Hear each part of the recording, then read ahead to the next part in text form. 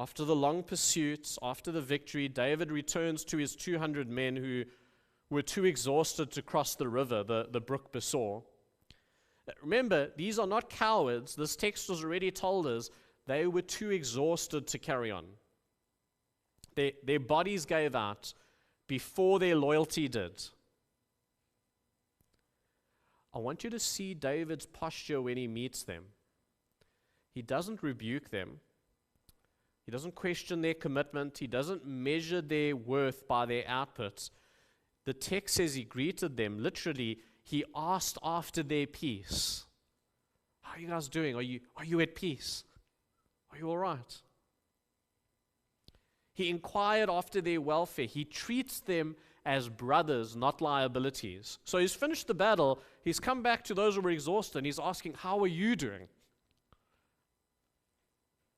And just when we might expect relief and reunion, okay, everyone's back together again, verse 22 gives us this horrible interruption. It says, then all the wicked and worthless fellows among the men who had gone with David said, and listen, that phrase should stop us. Listen, not the Amalekites, not the outsiders. These are men who fought alongside David. They're the same men who've experienced rescue. They're the same men who have benefited from grace. And yet, in the very hour of victory, something dark comes to the surface. Look at their proposal, because it's really chilling. Because they did not go with us, we will not give them any of the spoil. They may take their families, but nothing more. In other words, no contribution, no reward. When fears subside and blessing starts to flow, that old instinct returns.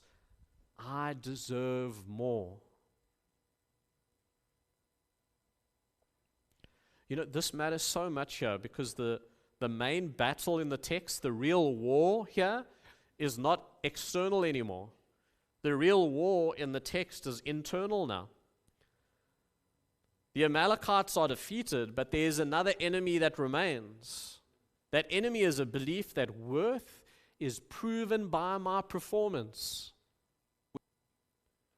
Now look carefully at David's response in verse 23, because this is the theological center. This is the understanding of God's center of the section.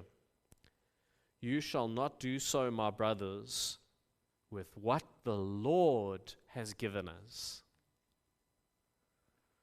So David doesn't argue strategy. He doesn't debate fairness.